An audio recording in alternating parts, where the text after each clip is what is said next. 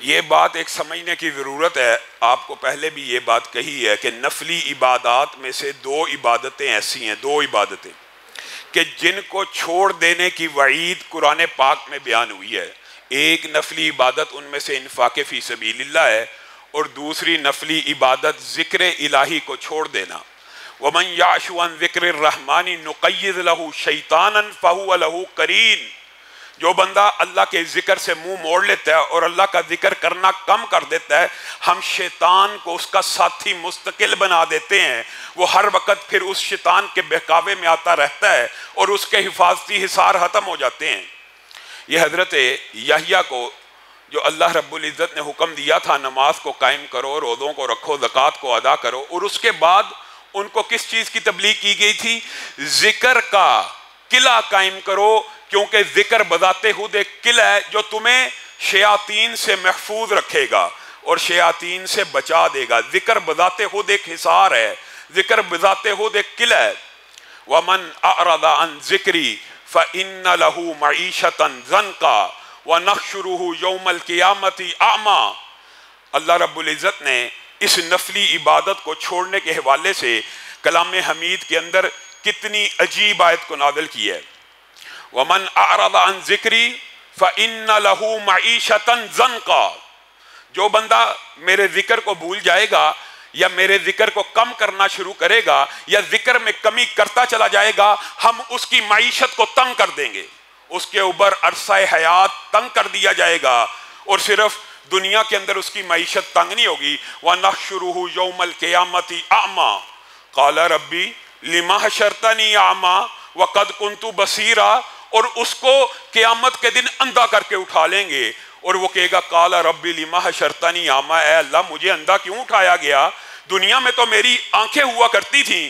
قَالَ كَذَلِكَ أَتَتْكَ آيَاتُنَا فَنَسِيتَهَا وَكَذَلِكَ الْيَوْمَ تُنْسَىٰ. یہ آیت قرآن پاک کی ذکر کی، اللہ کی یاد کو اللہ کی یاد سے غافل ہونے کے بارے میں اتنی بڑی وعید ہے کہ انسان حیران رہ جائے گا. اللہ جواب میں اس اندھے کو کہے گا قَالَ كَذَلِكَ أَتَتْكَ آيَاتُنَا.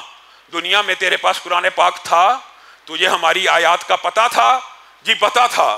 تو ان آیات کے اوپر غور و فکر نہیں تھا کرتا، تو ان آیات کو نہیں تھا پڑھتا، اس لیے تجھے اندھا کر کے اٹھا لیا گیا ہے. جس طرح دنیا میں تو ہماری آیتوں کو بھول گیا، آج رب بھی تجھے اس قیامت کے دن بھلا دے گا. آج تجھے بھی نسیم منسیہ کر دیا جائے گا. آج تیری طرف بھی نظر رحمت نہیں ہوگی. یہ قرآن پاک سے اعراض کرنے کا اور ذکر الہی سے اعراض کرنے کا نتیجہ ہے میرے بھائیوں. لیکن ایک بات فضیلت کے حوالے سے جو بات کل ہم نے شروع کی کہ صرف ایک حرف کو پڑھنے سے 10 نیکی ہیں، اور حرف الف لام میم ایک نہیں ہے، 3 حرف ہیں. اسی سے بات کو آگے بڑھاتے ہیں. نبی کریم صلی اللہ علیہ وسلم نے ارشاد فرمایا یہ نفلی عبادت ہے. ذکر کرنا نفلی عبادت ہے، اور نفلی عبادات میں ذکر میں سے بہترین ذکر قرآن پاک ہے، کلام اللہ ہے. اور حدیث کے الفاظ یہ ہیں کہ جو بندہ ایک رات میں 10 آیتوں کی تلاوت کرتا ہے، 10 آیات، اللہ کا شکر ہے، اللہ کا احسان ہے کہ ہر بندہ مومن، ہر بندہ مسلم. آج کل چلو اتنی بات تو ہوگی، ہمارے گھروں کے اندر رات کو سونے سے پہلے چاروں کل پڑھے جاتے ہیں، آیت الکرسی پڑھی جاتی ہے. جو بندہ 10 آیتوں کی تلاوت نہ کرے، یہاں سے یہ بات محدثین نے استدلال بھی لیا کہ قرآن پاک کی تلاوت فرض ہے ہر بندہ مومن کے اوپر. یہ الگ بات ہے، وہ فرض اللہ تعالیٰ تخفیف کرتے ہوئے، آسانی کرتے ہوئے نمازوں کے اندر جو قرآن پڑھا جاتا ہے اس کی وجہ سے تخفیف کر دی جاتی ہے. ورنہ اس حدیث کے الفاظ کیا ہیں کہ جو بندہ رات کو 10 آیتوں کی تلاوت کیے بغیر سو جائے، معاذ اللہ ثم معاذ اللہ، اس کو غافلوں میں لکھ دیا جاتا ہے. اور آپ اور میں، رمضان آدھا گزر چکا ہے، آج تک ہم نے کیا یہ ارادہ کیا ہے کہ اللہ ہمیں غافلوں میں نہ لکھے؟ 10 آیتیں جو بندہ نہیں پڑھتا اس کو غافلوں میں لکھ دیا جاتا ہے، اور جو پڑھ لیتا ہے اس کا نام غافلوں کی لسٹ سے خارج کر دیا جاتا ہے. کتنی بڑی خوشخبری ہے. اور 10 آیتیں چاروں کل پڑھو، 20 کے قریب آیتیں بن جاتی ہیں. آج ہم اتنے ہی اللہ رب العزت کے ذکر سے اعراض کرنے والے بن گئے ہیں.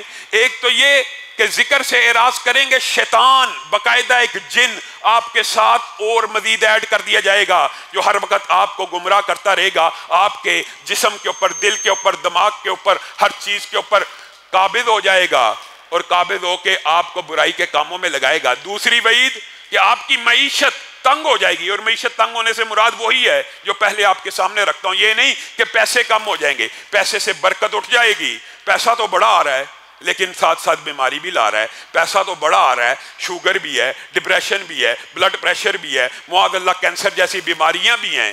معیشت ضنکا، معیشت کو تباہ و برباد کر دیا جائے گا۔ اور تیسری بات، ذکر نہ کرنے کی وجہ سے بندے کا نام غافلوں کی فہرست میں لکھ دیا جاتا ہے، لیکن خوشخبریاں بھی ہیں۔ وہ کیا ہیں؟ نبی کریم صلی اللہ علیہ وسلم نے ارشاد فرمایا، جو بندہ، یہ تو تھا نماز سے باہر تلاوت کرنا، جو بندہ نماز کے اندر کتنی آیتوں کی تلاوت کرتا ہے؟ 3 آیتوں کی۔ کتنی عظیم حدیث ہے صحیح مسلم کی، صرف نماز کے اندر 3 آیتوں کی تلاوت کرتا ہے، یعنی سب سے چھوٹی سورت بھی پڑھ لی، اس کو اس کا اجر و ثواب کتنا ملتا ہے؟ صحیح حدیث کے الفاظ ہیں، 3 حاملہ اونٹنیوں جتنا اجر و ثواب اس کے نامہ اعمال میں لکھ دیا جاتا ہے۔ صرف ایک رکعت میں 3 آیتوں کی تلاوت کی ہے، 3 آیتوں کے ساتھ قیام کیا، 3 حاملہ اونٹنیوں۔ یہ جو 3 حاملہ اونٹنی ہیں، اس کا مطلب کیا ہے کہ 3 حاملہ اونٹنیاں لکھ دی گئیں؟ اس سے مراد یہ ہے اگر تو کمائی کرے، پیسے خرچ کرے، 1.5-2 لاکھ کی ایک حاملہ اونٹنی آتی ہے، جس کی آج کل بھی 1.5-2 لاکھ کی نہیں آتی، سمجھانے کے لیے کہہ رہا ہوں، کم از کم 2.5-3 لاکھ کی کوئی حاملہ اونٹنی بیچے، اول تو بیچتے ہی نہیں ہے، کوئی بیچے تو 3 لاکھ کی اگر اوسط قیمت لگائی جائے، 9 لاکھ روپیہ جمع کر کے اللہ کی بارگاہ میں خرچ کرنا کتنا مشکل کام ہے، اور اس کے مقابلے کی نیکی کتنی آسان ہے۔ اور یہی وجہ اماموں نے لکھ دیا کہ بدنی عبادات، مالی عبادات کی اپنی ایک ویلیو ہے، لیکن بدنی عبادات میں جتنا مقام و مرتبہ قولی عبادت کو مل گیا، یعنی ذکر الہی کو، یہ اور کسی نیکی کے حصے میں نہیں آیا۔ صرف 3 آیتیں پڑھنی ہے، قیام کے اندر 3 حاملہ اونٹنیوں کے انفاق جتنا ثواب مل جائے گا۔ اور اگر قیام میں نہیں پڑھی، مسجد میں آئے ہیں، یہ بھی حدیث صحیح ہے، اور مسجد آ کے صرف 2 آیتیں پڑھی ہیں، قاری صاحب کو کہا ان کی ذرا تجوید مجھے سیدھی کرا دی جائے، کسی عالم سے پوچھا ان دونوں آیتوں کا مجھے ترجمہ بتا دیا جائے، تو نبی کریم صلی اللہ علیہ وسلم نے اپنے صحابہ کو کہا تھا، کون ہے جو جائے وادی عقیق سے جا کے 2 اونٹنیوں کو، اونچی کوہانوں والی خوبصورت، مراد یہ تھی فل تندرست اونٹنیوں کو لے کے آ جائے بغیر ظلم کے۔ صحابہ نے کہا ہر کوئی چاہے گا کہ ہم بھی لے آئیں، ہمیں طریقہ تو بتلائیے۔ کہا صرف 2 آیتیں اگر قرآن پاک کی مسجد میں جا کے سمجھ لو گے، ان کی تجوید سیدھی کر لو گے، مفہوم یہ ہے، یا ترجمہ سمجھ لو گے یا اس کا مفہوم سمجھ لو گے، تمہارے نامہ اعمال میں 2 اونٹنیاں لکھ دی جائیں گی، 2 اونٹ لکھ دیے جائیں گے۔ اور میرے بھائیوں، یہ تو 3 آیتوں کی بات کی ہے، یہ تو 10 آیتوں کی بات کی کہ بندہ غافلوں سے باہر ہو جاتا ہے۔ قرآن پاک کی 100 آیتوں کی تلاوت کے بارے میں حدیث صحیح موجود ہے۔ جو بندہ قرآن پاک کی 100 آیتوں کی تلاوت کرتا ہے، قیام کے علاوہ کی بات ہو رہی ہے، قیام کا اجر و ثواب تو جو آپ کو بتلا دیا، جتنی آیتیں پڑھتی جائیں گے اتنی حاملہ اونٹنیاں ملتی جائیں گی۔ یہ قیام کے علاوہ بندے نے قرآن پاک کھولا، 100 آیتوں کی تلاوت کی، اور اگر آپ 30ویں پارے کی طرف سے 100 آیتیں پڑھنا شروع کریں گے، چند منٹ میں 100 آیتیں ہو جائیں گی۔ اگر سورۃ بقرہ کی طرف سے شروع کریں گے، ظاہر ہے آپ کو زیادہ پڑھنا پڑے گا، لیکن 100 آیتوں کی جو بندہ تلاوت کر لیتا ہے، صحیح حدیث کے الفاظ ہیں، اس کے نامہ اعمال میں پوری رات کا قیام لکھ دیا جاتا ہے۔ آج ارادہ کریں، وعدہ کریں کہ 100 آیتیں ہر روز زندگی میں پڑھ کے سوئیں گے۔ 100 آیتیں پڑھنا کون سا مشکل ہے؟ یہ کوئی مشکل کام نہیں۔ آپ نیکی کا ارادہ کریں تو صحیح، برائی کو چھوڑنے کا ارادہ کریں تو صحیح۔ اور بات آئی ہے تو یہ بھی سمجھ لیجئے، جس طرح 100 آیتوں کو پڑھنے سے پوری رات کا قیام ہے، عشاء کی نماز باجماعت پڑھی، فجر کی جماعت باجماعت پڑھی، فجر کی نماز پوری رات کا قیام، اسی طرح ایک اور حدیث بھی ہے جس سے میں اور آپ غافل ہیں، اور ہمارے بھائی رمضان کے اندر بھی سستی کر جاتے ہیں۔ وہ کیا ہے؟ اور ہمارے بھائی ہیں یاسر بھائی، انہوں نے کل اس طرف توجہ سپیشل مبذول کروائی میری، اور کہا آپ نے درس میں یہ بات بھی بتلانی، اور یہ حدیث بھی صحیح ہے، جو بندہ 8 تراویاں 8 رکعت نماز، یعنی امام جو تراوی کی نماز پڑھا رہا ہے اس کے ساتھ تراویح پوری پڑھتا ہے اور سلام پھیرتا ہے، اس کے لیے بھی پوری رات کا قیام ہے۔ ہمارے بھائی 4 رکعت پڑھ کے درس سن کے اکثر چلے جاتے ہیں، ان کو چاہیے کہ 8 رکعت پوری کر کے اگر امام کے ساتھ سلام پھیریں گے پوری رات کا قیام لکھ دیا جائے گا۔ آپ آتے ہیں مسجدوں میں، رمضان کا موسم ہے، نیکیوں کا موسم بہار ہے، آپ یہ چھوٹے چھوٹے کلیات یاد کر لیجئے، 3 آیتوں کا، 10 آیتوں کا، 100 آیات کا، اور اسی طرح 8 رکعت امام کے ساتھ سلام پھیر کر پوری رات کا قیام۔ اور اسی پر بس نہیں ہے، ایک آج آپ کو کلیہ بتانا ہے اور آپ سے وعدہ بھی لینا ہے کہ آپ میں سے ہر ایک نے ایک ہفتے میں 1 مرتبہ یا کم از کم 1 مہینے میں 1 مرتبہ اس حدیث کے اوپر عمل کرنا ہے۔ اور حدیث حسن درجے کی ہے۔